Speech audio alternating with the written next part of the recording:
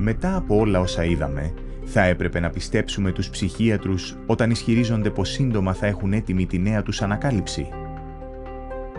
Κι αν η ψυχιατρική δεν έχει αποτελέσματα, τι κάνουμε?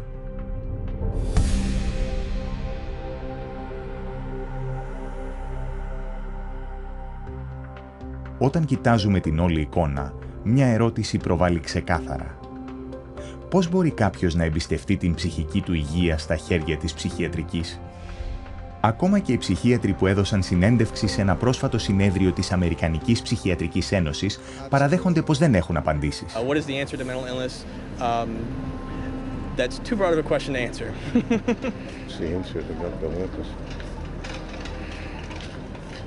I don't think there are any answers to mental illness. We still need a better answer than the one we have now for mental illness. I can't even understand the question. There's no real answer. You can't. These are like chronic problems. You can't just cure somebody. Αφού η ψυχιατρική δεν έχει τις απαντήσεις, πώς θα φροντίσουμε για αυτούς που έχουν πραγματικά και σοβαρά ψυχολογικά προβλήματα? Στην πραγματικότητα υπάρχουν πολλές απαντήσεις, αλλά ποτέ δεν θα τις ακούσετε από ψυχίατρους που συνταγοδοτούν ψυχοτρόπα. Μια λύση ήταν το project Σωτηρία, που δημιουργήθηκε το 1971 από τον Dr. Lauren Moser, που τότε ήταν επικεφαλής ερευνητής σχιζοφρένειας στο Εθνικό Ινστιτούτο Ψυχικής Υγείας. Lauren Moser developed this program, through NIMH to look at this because they were starting to have in the research a debate about whether the medications were actually being helpful or whether they were actually causing some problems. They would create a community-based center where people diagnosed with schizophrenia could go.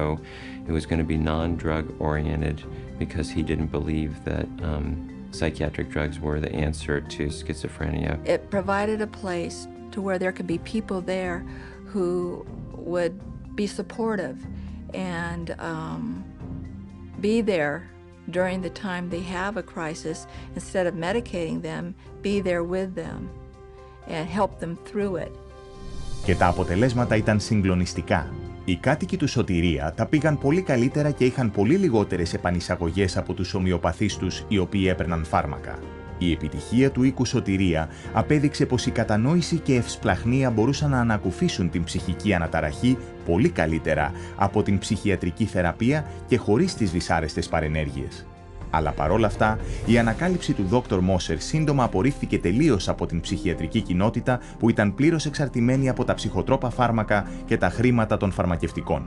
Το 1998, στην επιστολή παραίτησής του προς την Αμερικανική Ψυχιατρική Ένωση, ο Dr. Moser έγραψε: «Η ψυχιατρική έχει εξαγοραστεί σχεδόν ολοσχερώς από τις φαρμακευτικές εταιρείες.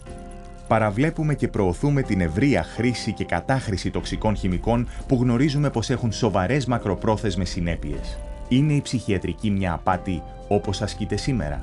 Δυστυχώς, η απάντηση είναι ως επιτοπλίστων ναι. When people ask me about why aren't there more places to get this type of treatment and why is biopsychiatry kind of taken over? If they were effective, why did they go away? And I really think that it goes back to the question of money. Από τη μία πλευρά, η πολιτική πίεση που ασκείται από το ψυχιατρικό κατεστημένο και από την άλλη η έλλειψη χρηματοδότησης κάνουν μέρη σαν το Σωτηρία να σπανίζουν, αλλά μπορούν να βρεθούν και οι πραγματικά διαταραγμένοι μπορούν και πράγματι αναρρώνουν. Αλλά τι γίνεται με τα συνηθισμένα ψυχικά ή συναισθηματικά άγχη όπως η κατάθλιψη ή οι αλλαγές διάθεσης? Χωρίς να χρησιμοποιήσουμε ψυχιατρική, πώς μπορούμε να τις θεραπεύσουμε? Είναι ευκολότερο από ό,τι μπορεί να νομίζει κάποιος, αφού υπάρχουν επαρκή στοιχεία για το ότι πάνω από τα μισά ψυχιατρικά προβλήματα πηγάζουν από κάποια σωματική κατάσταση που δεν έχει ανακαλυφθεί. I would say nearly 100% of the time when someone comes in wishing to get off of an antidepressant, I find some underlying issues that weren't addressed originally that may have contributed or else caused their mood disorder. And you start to look at all the different factors in their life, a lot of times you can find that there's multiple different reasons that someone's not feeling well. Viruses can cause depression. Digestive issues can cause depression and anxiety. Iron deficiency is very connected to depression. One of the effects of pesticide poisoning is depression. Little children, if they get a streptococcal infection, can become obsessive and compulsive. I've seen people with bipolar disorder manic depression who have food allergies. Pretty much any kind of psychiatric problem can be associated with a low thyroid state. A ton of difficulties that a person has that can manifest itself as a supposed mental illness, but you fix the hormone, you fix the gland, you fix the nutrition. Miraculously, you can also fix the quote-unquote mental illness. Why a psychiatrist cannot get to the root of a person's problem, that's the million-dollar question. I have absolutely no idea. They could. They learn it in school. They could just as easily run a blood test as I could run a blood test. They could run all the diagnostic tests I can. They study anatomy, physiology, pathophysiology. They just choose on their own to treat symptoms. Και τι γίνεται με τους άλλους των οποίων το ψυχολογικό πρόβλημα δεν οφείλεται σε κάποιο σωματικό πρόβλημα? Divorcing parents, a change in babysitters, moving in the middle of a school year. Those can cause disruptions in the normal flow of sitting in a class and paying attention.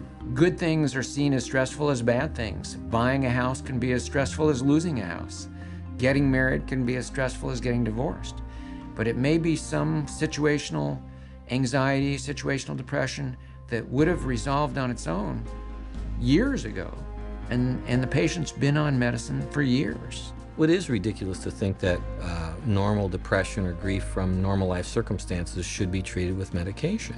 We didn't think this way before we had them, because people just took it for granted that life was difficult at times. It was stressful, painful, and, difficult emotions, be they anger, pain, sadness, grief. All these things are normal reactions, and to cover that up with medication is really to turn your back on what makes us human beings, which is our emotions. Φυσικά, σοβαρά ψυχικά προβλήματα μερικές φορές απαιτούν τη βοήθεια των άλλων.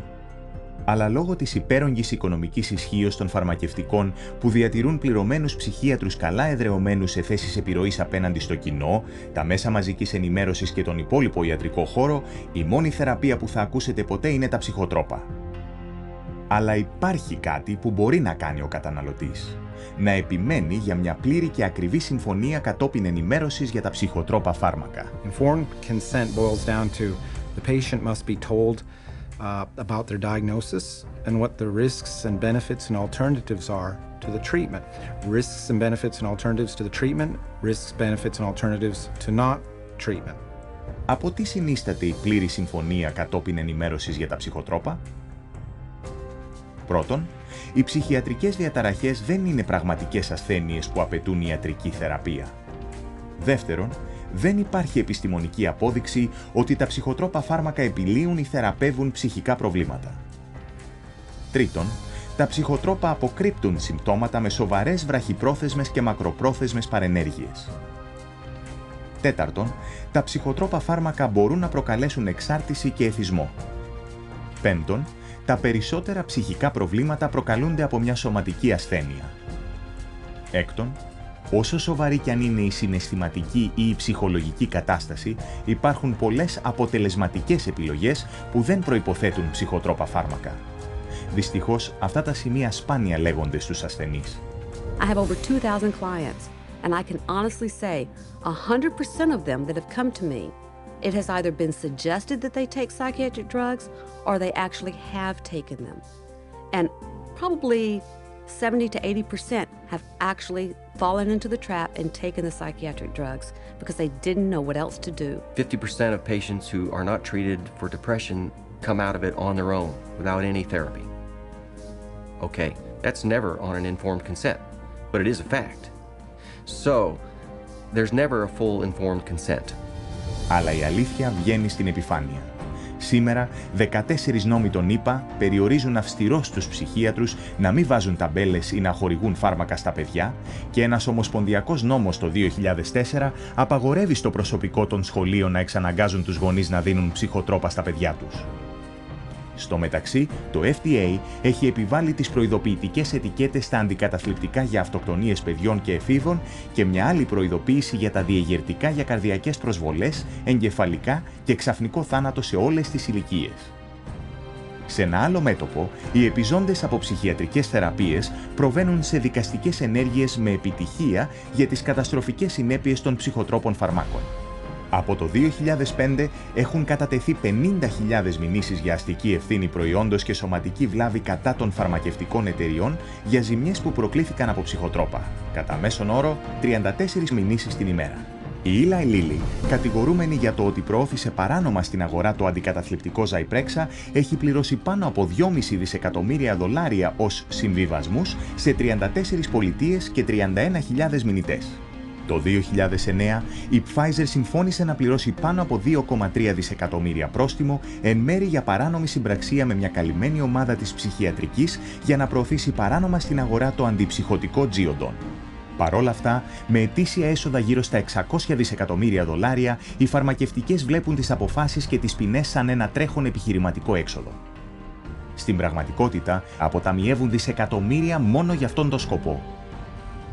The pharmaceutical industry has such a huge financial base that even hundreds of millions of dollars in fines is basically meaningless to them. Fines for some of these transgressions are like petty cash to the big companies. They're more concerned about the reputation that might be damaged by this. The main thing they do there is just try to hide the fact, and the quickest way to hide the fact is to quickly pay the fine and get out of town. Γι' αυτό ανοίγει την πόρτα για τολμηρούς δικηγόρους. Αλλά πρέπει να είναι προετοιμασμένοι. Lawyers need to understand that they do not receive adequate scientific training to conduct these cases by themselves. They need to gather together a team of experts who will help them to do these cases wisely and well. And then other people will begin to see the rates of success that we have had over the last 12 years doing what I call science-intensive litigation. You have to go to the experts in the field and say, okay, bring your expertise to bear, come to court, and tell people what you know. I have found that there's an overwhelming number of people that when they see the atrocities that have occurred with psychiatry and the way people have been treated, they are very willing to come over and testify against psychiatry and testify against techniques that are being used. Το δικαστικό σύστημα είναι μόνο ένα πεδίο όπου οι άνθρωποι μιλούν ανοιχτά. Μπορείτε κι εσείς να βοηθήσετε με το να μοιραστείτε αυτό το ντοκιμαντέρ με συναδέλφους, πελάτες, ασθενείς, φίλους και αγαπημένους. Κάνοντάς το, θα απαντήσετε στην τελευταία μας ερώτηση. Τι μπορώ να κάνω εγώ για να προστατέψω τον κόσμο μας από τη μάστιγα της ψυχιατρικής και των ψυχοτρόπων φαρμάκων? Ενημερωθείτε στο cchr.org.